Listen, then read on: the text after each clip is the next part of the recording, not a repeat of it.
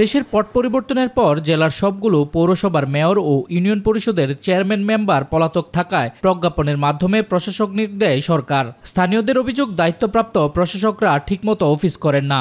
এতে প্রতিদিন ইউনিয়ন পরিষদগুলোতে সেবা নিতে আসা লোকজন পড়েন ভোগান্তিতে। প্রতিদিন ইউনিয়ন পরিষদগুলোতে ঘুরেও সঠিক সময়ে কাজ সম্পন্ন করতে না পারায় ক্ষোভ জানান অনেকেই। নিয়োগকৃত প্রশাসকেরা এমন কাজের পূর্ব অভিজ্ঞতা না থাকায় আরও বেশি জটিলতার সৃষ্টি হচ্ছে। ওয়ারিশ সনদ বা নাগরিক সনদ বা যে কোনো হোল্ডিং করার জন্য যদি যাই, যদি সারাদিনই ওখানে বসে থাকে, তার অন্য কাজ কখন করবে সে? একটা প্রশাসনিক কর্মকর্তা সরকার নিয়োগ দিছে, কিন্তু ওনাকে সবসময় পাওয়া যায় না। চেয়ারম্যান ফাইনা গেলে উপজেলাত জানে, উপজেলাত গেলে কয় উনি বাইরে গেছে। নির্বাচনের মাধ্যমে জনপ্রতিনিধি নির্বাচিত না হওয়া পর্যন্ত এমন ভোগান্তির শঙ্কা করছেন অনেকে। দ্রুত নির্বাচন দিয়ে জনপ্রতিনিধির হাতে দায়িত্ব হস্তান্তরের দাবি স্থানীয়দের।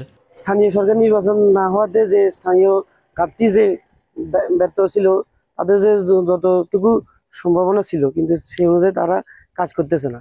ভাই বিদেশে আসছে, ওনাকে দেশে আনার জন্য অনেক দৌড়াদৌড়ি করতেছি। বড় বেশি আসি, চেয়ারম্যানের দায়িত্বে যে আছে ওনার কাছেও গেছি, সচিবের কাছে গেছি, গ্রাম পুলিশের কাছে গেছি, ওরা আমাদেরকে এটা সম্পূর্ণ করে দেন না।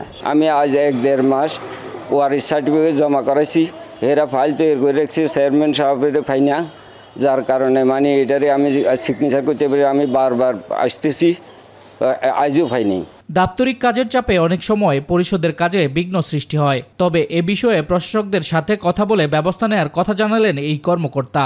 ইউপি প্রশাসনিক কর্মকর্তা, যেটি আগে আমরা ইউপি সচিব এই পদটির নাম ছিল, তাদেরকে যথাযথ নির্দেশনা দিয়েছি যে সার্বক্ষণিক আর্থিক এবং প্রশাসনিক ক্ষমতাপ্রাপ্ত কর্মকর্তার সঙ্গে যোগাযোগ রক্ষা করা এবং মানুষদেরকে আশ্বস্ত করা, তাদের সঙ্গে ভালো ব্যবহার করা। নাগরিকদের ভোগান্তি এড়াতে এখনই পদক্ষেপ গ্রহণ করার জোর দাবি জানিয়েছেন ভুক্তভোগীরা। শামস তাবরিজ উচ্ছ্বাস, মাই টিভি নিউজ ডেস্ক।